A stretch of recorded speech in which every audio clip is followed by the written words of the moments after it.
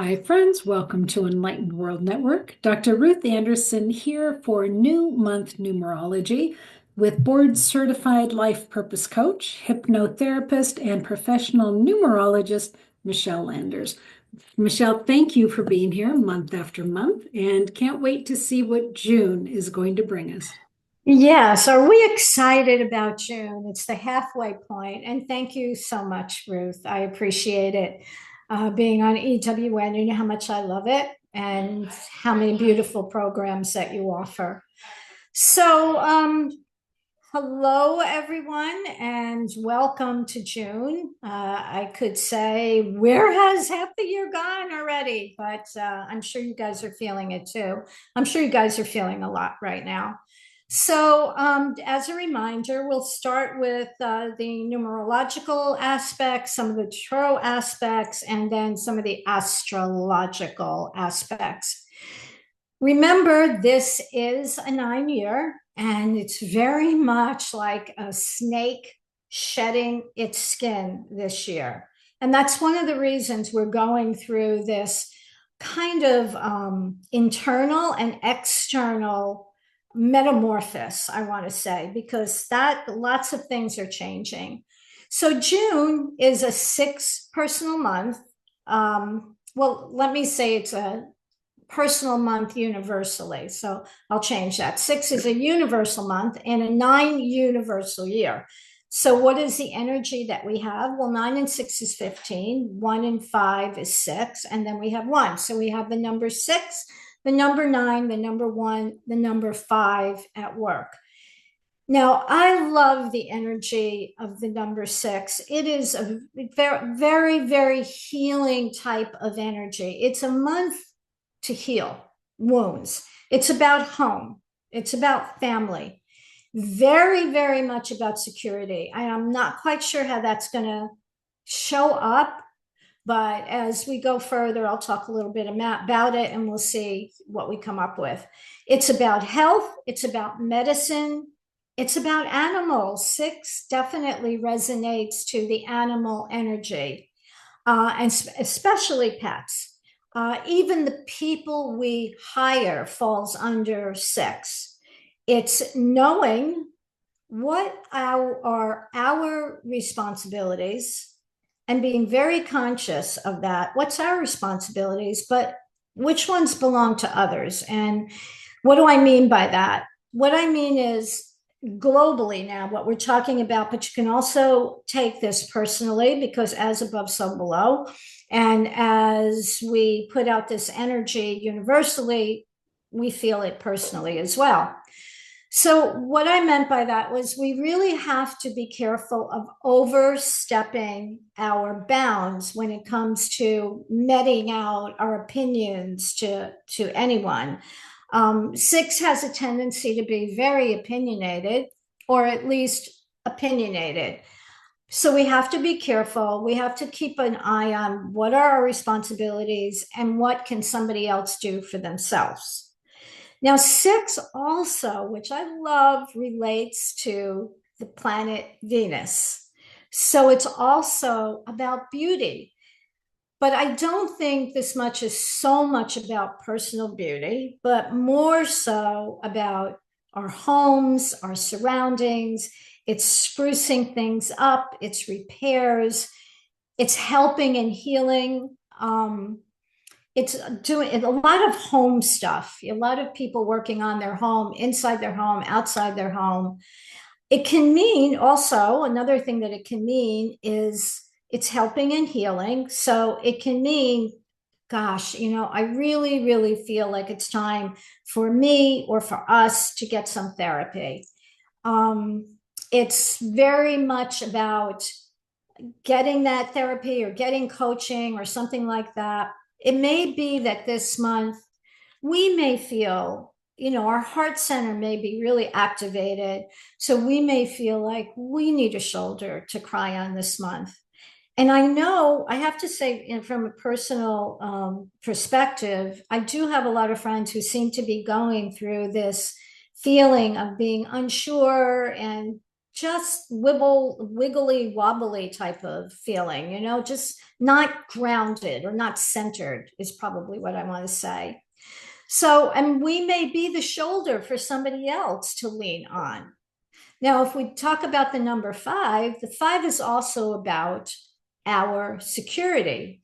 So, whether that means we're feeling more insecure or we're concerned about our security, or even to some degree, some people might feel like they're being threatened, and maybe not in a very obvious way, but maybe the sense of, I just don't feel safe. So I have to say that I think that security is going to be very much on our minds, globally and probably personally, because we want to feel safe.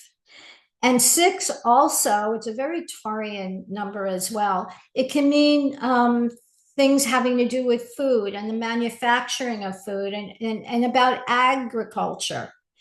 It's making decisions and it's having to make adjustments.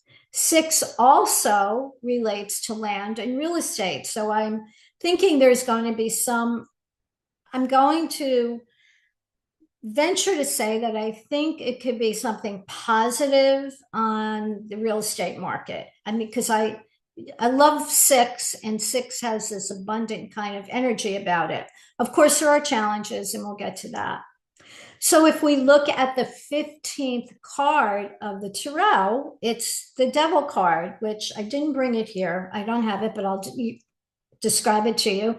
And the image is of the devil and two people, and they have their wrist in chains, but they're very, very loose. And so, the tarot is very meaningful and very symbolic. So the devil card is about having balance between good and evil, male energy and female energy.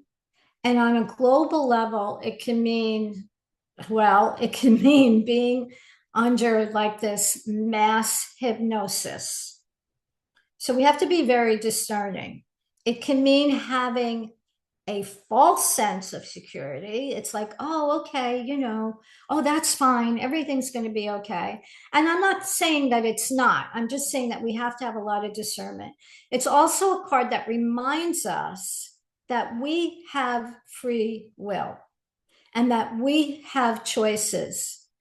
And please, not to allow ourselves to be deluded or held captive by false beliefs just because we want to believe, oh, it's going to be okay. So we need to break away from any of the negative energy that may be surrounding us, whether that's in people or things that we're watching or things that we're reading, and negative patterns. And also realizing, and this is so important, not everything is what it seems. Things may look good in the short run. However, they may not pan out in the long run. So it's really important. Again, I keep getting the word discernment over and over again when it comes to this. When we look at the sixth card of the tarot, the lovers, and I love the card, the lovers, it's about deep feelings. It's about love. It's about compassion. It's about open communication. It's being vulnerable. And when I say vulnerable, it's being vulnerable and being honest. But when I talk about vulnerability, I don't mean that you are a doormat or you just let people take advantage of you. You just approach things with a more open heart. And why is that important? Because when it's an open heart, you kind of free up the space and you allow your intuition to step in and hear what's being said and see what's being done with a more open, vulnerable place where I'm not afraid to know this, or I'm not afraid to hear this, instead of being, running from things or being frightened and scared. So being vulnerable can be a really beautiful place to be. Now, I'm going to talk a little bit about the energy of the United States, because the United States is in a very karmic month. It's an eight personal month and an eight personal month and a two personal year. So it's kind of a karmic payback month. How is that going to open up? I'm not sure, but it can bring karmic payback having to do with power, money, and integrity. You know the old saying, you reap what you sow. Now, the eight possesses very, very strong willpower and determination. And that's going to show up this month. I'm going to do this my way, or we're going to do it this way. And it thrives, though. I mean, the positive part of eight is it's a bountiful number. It thrives on setting and achieving big goals. It's also about negotiating. And along with that, we will definitely need, as a country, to have tactfulness. It's about money, it's about finance, it's about our material abundance. Eight can have this kind of relentless pursuit of success, which is fine as long as we don't allow other things in our lives to fall by the wayside or we don't pay attention to it. We still have to be in integrity. So when it's in alignment, eight is concerned about fairness and balance. When it's out of alignment, it can be controlling, it could be authoritarian, it can bring about the misuse of power, it can be greedy, it could be all of this feeling of, I want to do this my way. And if all of that is true, eight is definitely going to bring some karmic payback having to do with money, power, and integrity, as I said. Eight can also have a temper. Things and people can feel, with that eight heavy, it can feel explosive. So explosive tempers, or people saying, no, no, no, no, we're not going to do this. So I think there will be an emphasis on all these things. And I think there's also going to be some type of talk or emphasis on the job market. It's also a energy of, hey, let's just stop talking about all of this and let's get on a forward moving path and let's get things done, because there is this kind of, I'm not saying wishy-washy, but this back and forth energy that has us, in a sense, sitting on the edge of our seats, like what's going to happen next. So the backdrop of the eight personal month is the 2 year, which is always present for the US. And that is definitely, again, a lot of female energy, but it's also very much striving for balance, trying to achieve balance, compromise, healing. So we have kind of a power packed month. And I think the first couple of weeks, we're going to feel it more. So some of the astrological aspects I want to talk about, and I'm going to jump to June 9th first, okay? So June 9th, Jupiter enters Cancer and settles in for a year. So I know this is a year-long transit, but it's important to start talking about it now. So for the last year, Jupiter has been in the very kind of detached, intellectually driven Gemini. And we know how Gemini can be. I mean, they're brilliant, but they can also be flighty. They can be scattered with a tendency to kind of stay on the surface of things. The point is, Jupiter in Gemini, like all planets, have their favorite, I want to say favorite kind of zodiac signs. So Jupiter in Gemini is debilitated. And what I mean by debilitated is it feels restricted, because Jupiter feels as if it cannot fully express itself. In a sense, you can say, well, it feels out of place.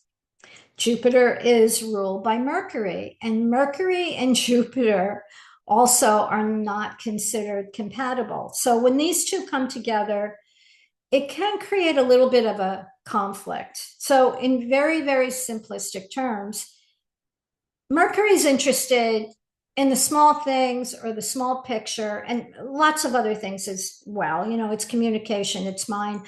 And Jupiter is interested in the big picture. And Jupiter likes to go deep.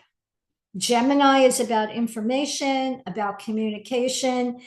And we know, no one's a stranger to this, that in the last year that Jupiter's been in Gemini, we have been on information overload and a lot of distorted information. I think we can all agree on that. So just think about everything that we've heard and seen in the media in the last year, wild things and wild swings in what we've been told. So Jupiter in Gemini prompts us to question things, but we may have difficulty in discerning what is real and what isn't. And honestly, that is a big issue and has been. So that's why it's so important for us to have some type of metaphysical practices and meditate so we can get to our center and have a much more discerning um, discerning attitude and perspective in our life. So Jupiter is the biggest planet in the solar system, and true to its size, it makes things bigger. It's called the Great Benefic. And what do I mean by that? Because it can be the most powerful and the most favorable influence depending on where it is, what zodiac sign it is, and if there's conjunction, and there isn't any squares. So it's about wisdom, it's about luck, and it's about abundance. It is giving, it is travel, it's expansive, and it's knowledge. Gemini's flighting nature doesn't really fly too well with Gemini.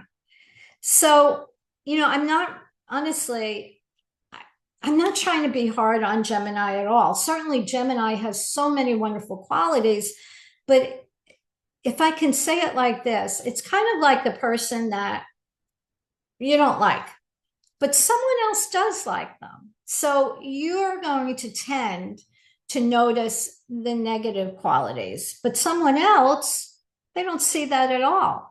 So, like Mercury, who loves Gemini, Jupiter, not so much. The good news, though, now is that Jupiter is exalted in Cancer, meaning what? It's comfortable and it's powerful. So I'm going to lay out a little bit of what we might expect globally and individually of Jupiter in Cancer, the good and, well, the challenges. Because even though this is really, really honestly a great placement for Jupiter, and I can't wait to see how this all unfolds in the next year, it's not all fun and games over the next year because there are other planetary involvements as well. But overall, it's a really, really nice combo. Now, the United States, we have 4 planets in Cancer, which is, caring and loving. Cancer, we have Sun in Cancer, we have Venus in Cancer, we have Jupiter in Cancer, and we have Mercury in Cancer. So the United States is a Cancer heavy energy with all the characteristics of Cancer, which can be very loving and heartfelt and caring. So again, it's going to be interesting how this all plays out in the US.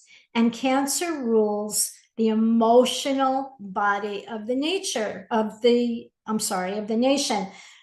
So the people, our homeland, matters related to home and family, things that nurture us, compassion, and also the real estate market. So we know that Cancer is very feeling. So I really do think this is going to activate the emotional body of the United States. And we'll see how that plays out. It's going to be more people speaking out and voicing their opinions, especially this month with sex.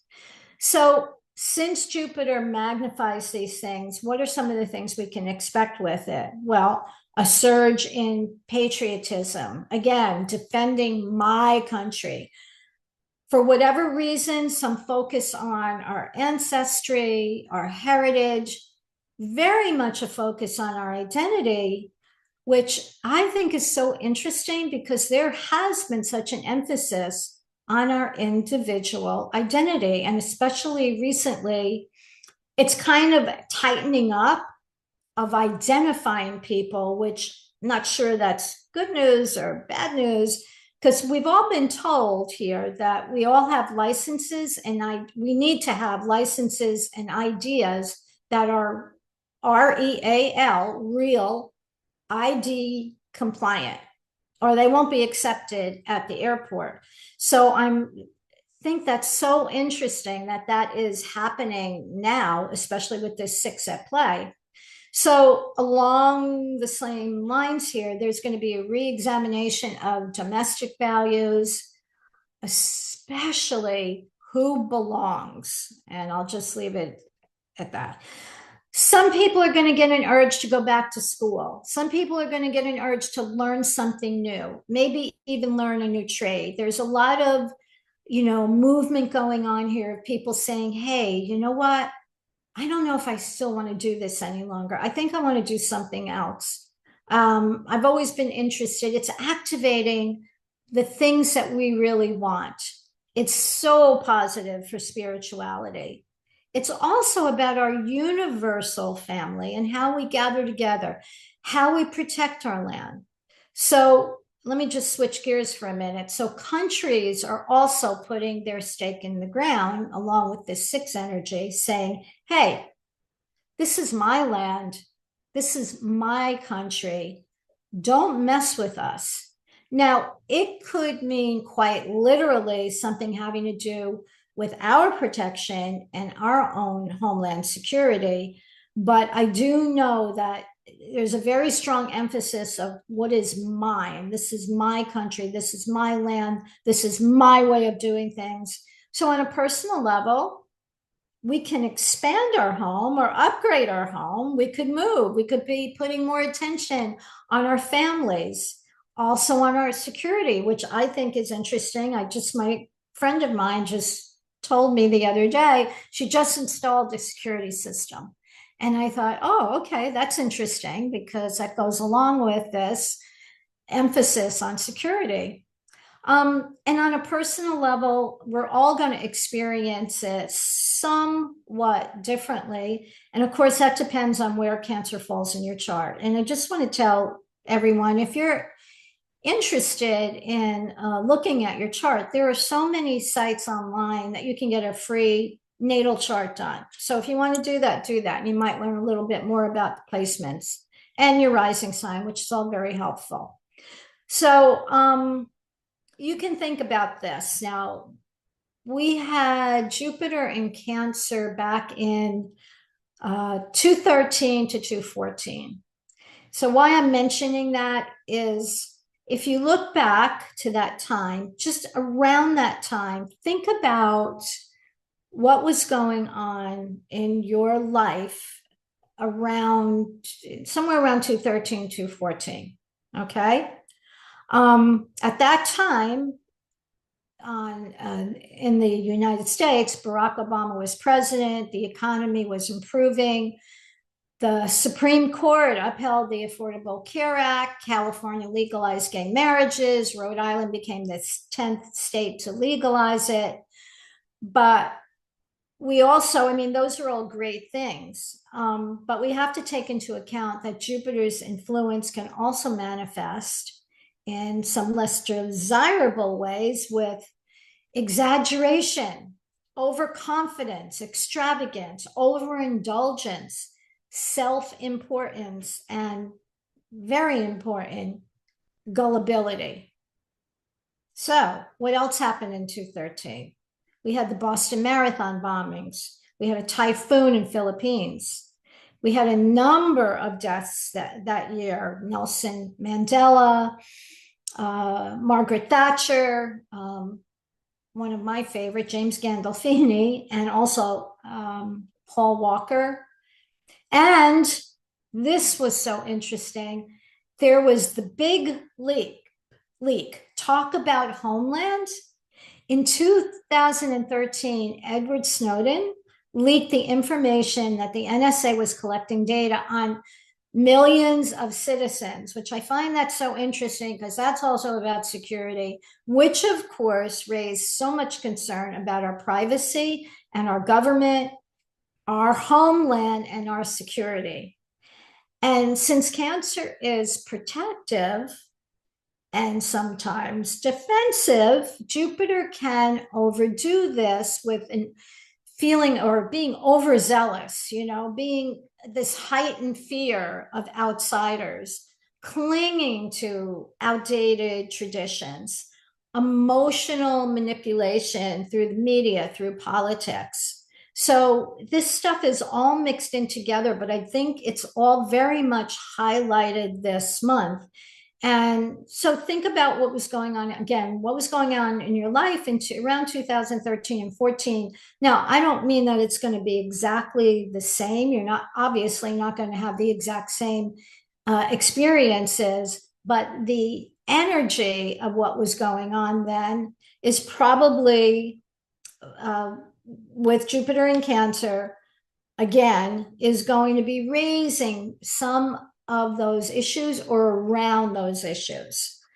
Okay, so because we are still, though, in Gemini season, we may not feel a surge of all of the good energy until we go into Cancer season, which is going to be on the 20th of this month in June. So again, it's going to be in Cancer for a whole year. And as we know very, very well, all too well, a lot of things can change in a year. So what are some of the transits that are going on? It's really interesting. I do think this is a power-packed month because we begin this transition of the outer planets. Saturn, Uranus, Neptune, Pluto, and Jupiter will, of course, change signs into the more outgoing, extroverted signs of Aquarius, Aries, Gemini, and Leo. And I think this is big and has to do with outward or physical action and intensity. So I'm just hoping that we all can use this energy in a positive way, understanding the challenges, but also understanding we can tap into the essence of Jupiter in Cancer and the 6 of being such a heartfelt number and an emotional number and wanting good for ourselves and for everyone. So I'd love for that to happen in a positive way, but we also have to know it could ignite some people with anger and aggressiveness. But no matter what, it's definitely a call to action. So I'm thinking that the first couple of weeks of June, they may be a little bit unstable because we still do have that Gemini energy at play until the 20th or the 21st, I think. And then we'll be in Cancer season, which is quieter and softer. It's still a mixed bag of opportunities, and there are some challenging transits, but that is the way it is every month. And of course, what do we want to do? We want to stay within that, well, I'd say a safety net of the looking at things through a more positive, open-hearted, loving, kind, compassionate way. So on June 6th, we have Venus enters Taurus. I love Venus in Taurus. It's a good day for anything beauty related, whether that's personally or in your home.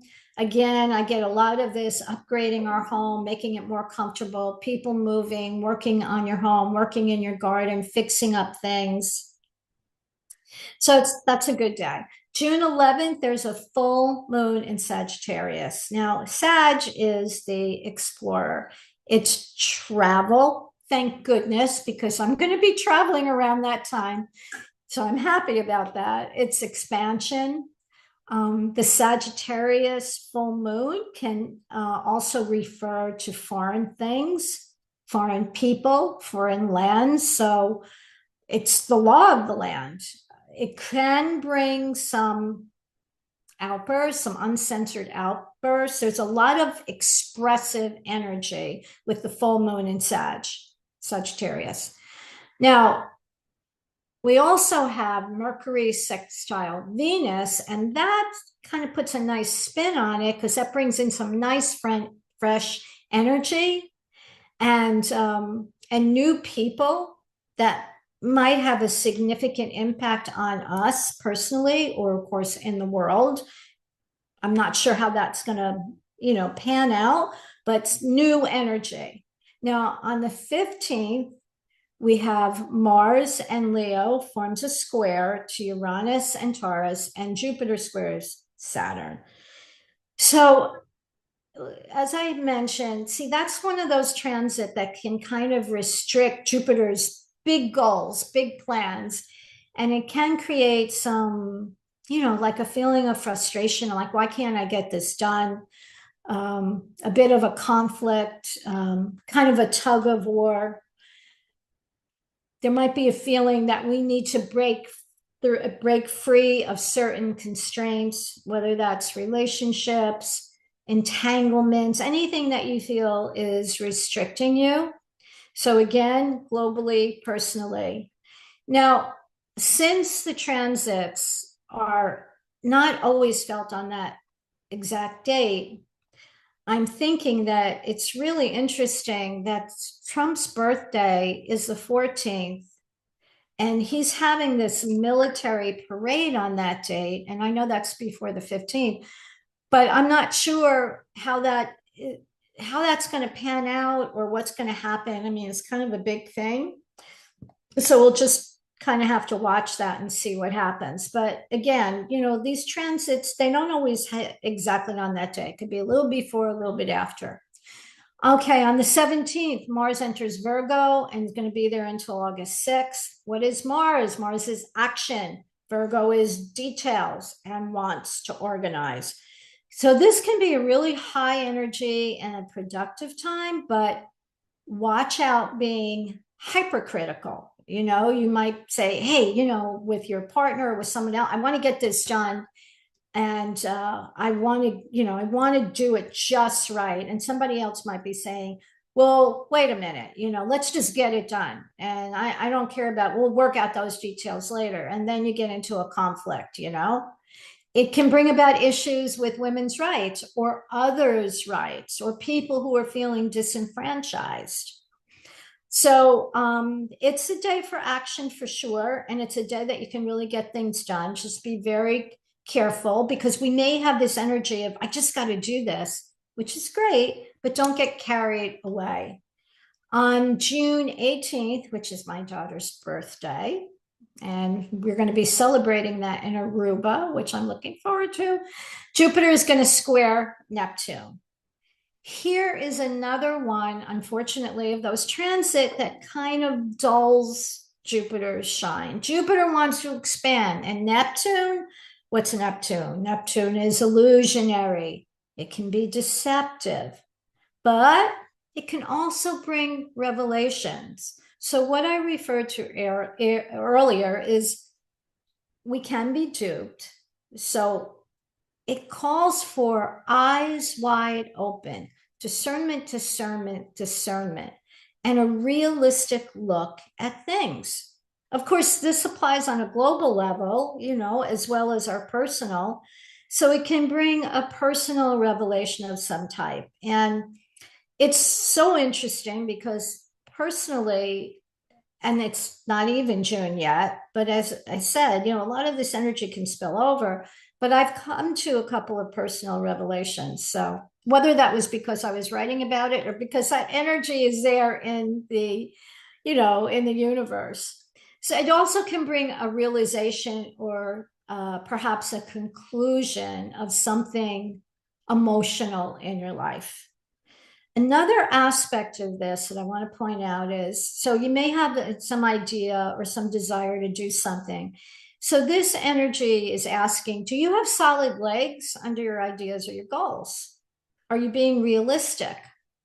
Another aspect also of this could be, because we have a square, is a feeling of wanting to get away from it all. You know, Neptune is like under the radar and under here. So we may have this feeling, oh, I just want to go away. I just want to curl up.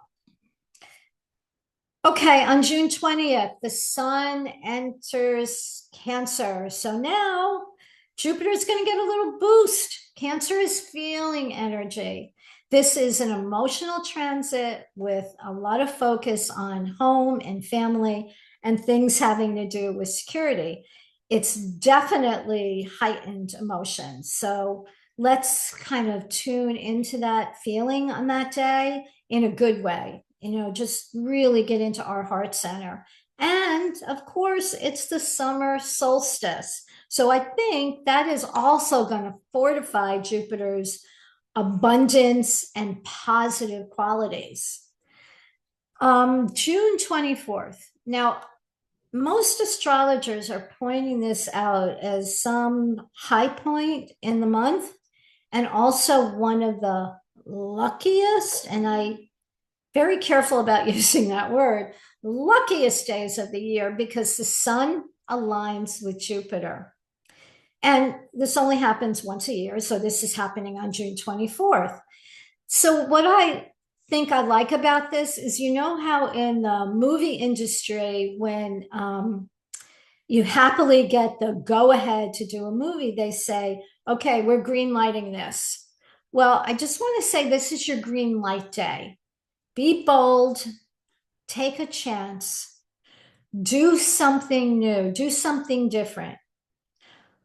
But with other planets at play, like Saturn and Neptune, just be very, very clear, concise, and conscious and positive about what it is you want to do, and have faith that you can carry this through, you can make this happen. It's so wonderful on so many levels of bringing in good energy. And we don't want to focus too much on Saturn and Neptune. It is there. But if you're very conscious about everything and you have legs under your ideas, and it's a real green light day. So take a chance, do something different, be bold. On the 26th, we have Mercury enters Leo. I think this is another bold day.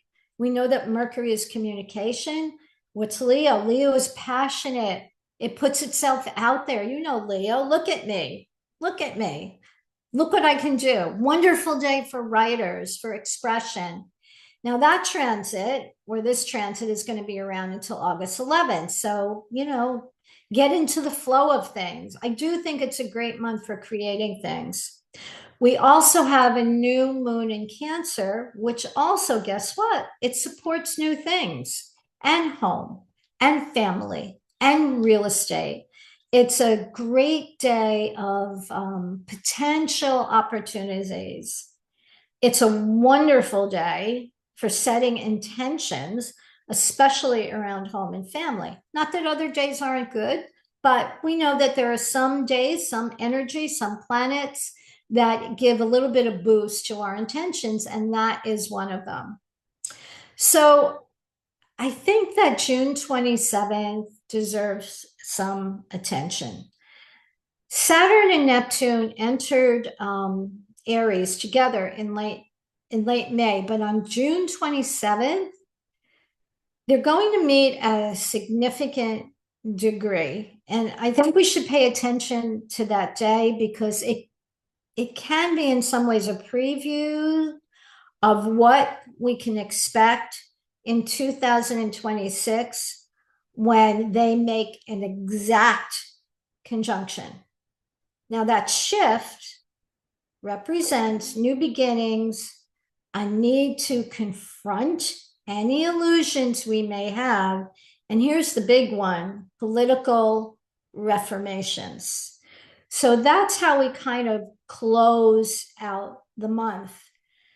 So I think that on a collective level, a lot of these planets are shifting signs, bringing in some sweeping societal, generational, or even global transformations on a personal level, it can be the same thing. It's bringing about changes and wanting to do things differently. So, on one hand, I think that 6 can be wonderful and heartfelt and encouraging and lovely and compassionate. And on the other hand, you have to watch out about being too opinionated, being too stuck in your ways of doing things. This is how it's done. Being more open, being more loving, and just embracing all the love energy of the number 6.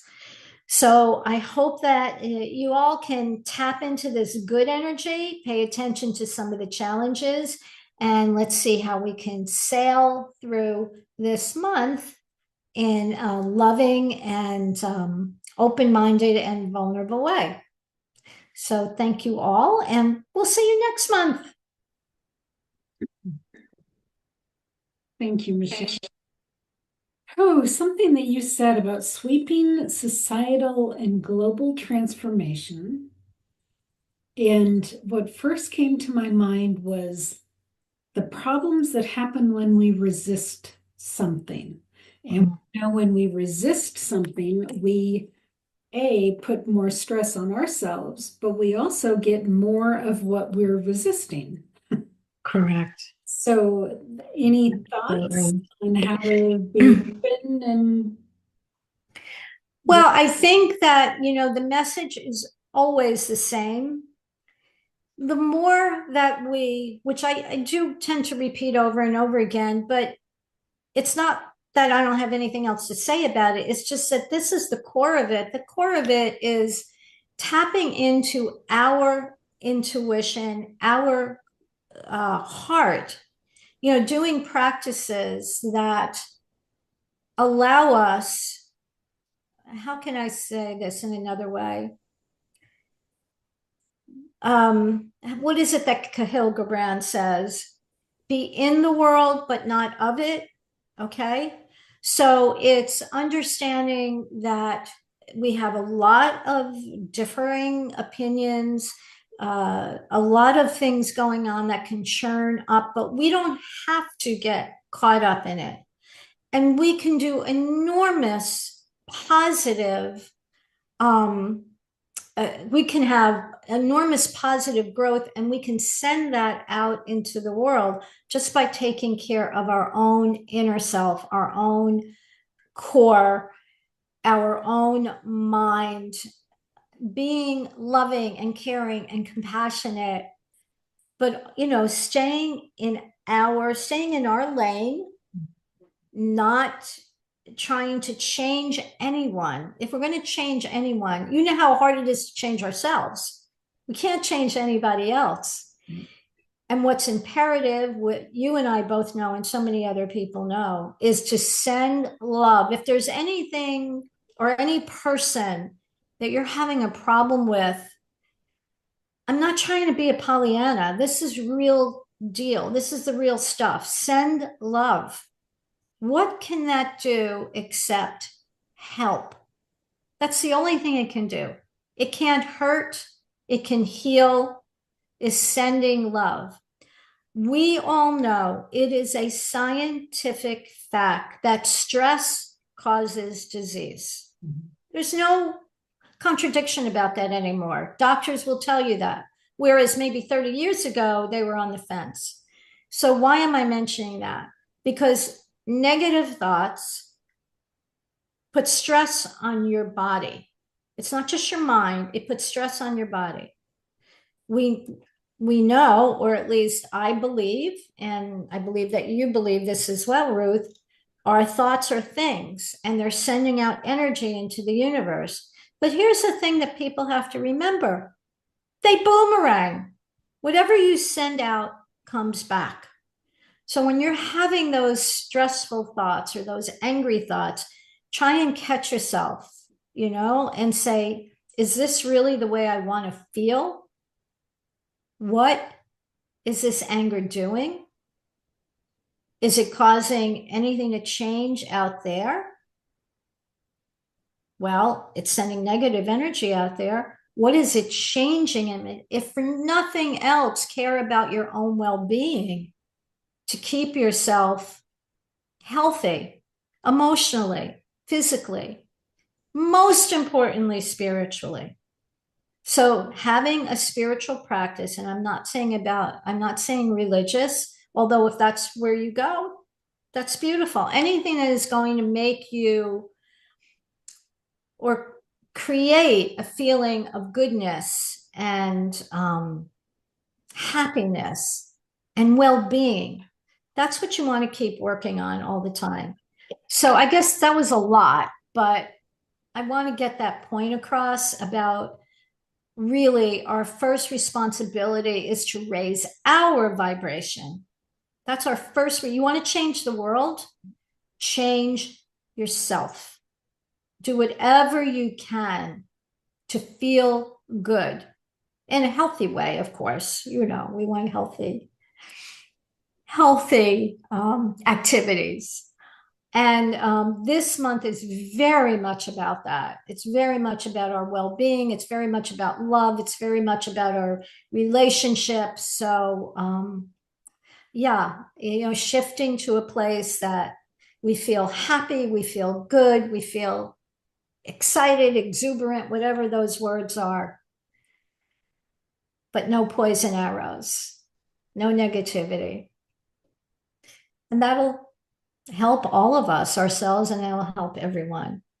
Right. So two thoughts come to mind. One is I know some folks, me included, benefit a lot from listening to Abraham Hicks because there's so much about watching your energy and watching what you're thinking, because what you're thinking creates your vibration. Whatever you're vibrating, law of attraction comes back to you. And Correct. having that awareness. But then you said, and I loved it when you said it because I thought about Pollyanna this morning, actually. So for you to mention it, Wow. Funny. Ah, but I that's fun. think actually the phrase that came to me this morning was embrace your inner Pollyanna, because it's just a shifting of how you view things. You can either say, Yeah. wow, it's really rainy and, overcast, or you can find the positive in that. So, do you want to be negative about something or do you want to be positive about something? So you might not want to be Pollyanna, but I'm going to embrace my inner Pollyanna this month. Well, I think I will join you in that. And the thing that you said, it's interesting, like people say about like the rain. Oh, you can flip the switch on anything. What is, oh my God, it's raining, my plans are ruined. The farmer's going, thank God it's raining. Thank God it's raining. So that is life. And until I don't want to say until, that's not true, because we'll never be perfect. But to begin working on that and realizing that for some person, this is terrible, or they feel it's terrible the way they look at it. For somebody else, it's a wonderful, something wonderful, a wonderful experience. And yeah, so I love that. And yes, Abraham Hicks definitely drives home that point. And you know what? If you look at your life, especially if you're middle age or maybe a little older, and you look at your friends, I bet you can see patterns of their life, of experiences that happen. I mean, I know looking at my life, it's like, oh, here we go again. Now, that can be in a real good way, or it can be in a challenging way, but the themes seem to just circle. It's like a spiral Mhm. until you're aware of it. And the ones you want to change, you're very conscious about changing it. I did a workshop once and I said, do it the George Costanza way. And the George Costanza way there's a lot of people now. I mean, years ago, everybody knew what I was talking about. Now with the younger generation, a lot of people don't remember or didn't watch Seinfeld, but he was a character on Seinfeld. And George's life turned around 180 degrees when he started doing the opposite of everything he used to do. He got the girl, he got the job, he moved out of his parents' house. And he said to Jerry, I'm just doing the opposite. And everything worked out. So there's a little bit of truth in that, and maybe a lot of truth, because I also will question before I do something automatically. I've been doing more questioning about, is this really what I want to do? Is this really going to serve me?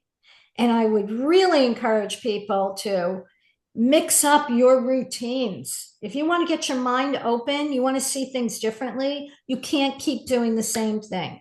Whether it's using your other hand to brush your teeth, getting up on the other side of bed, changing the time you get up, going to bed at a different hour, changing the foods you eat. I have a routine every morning.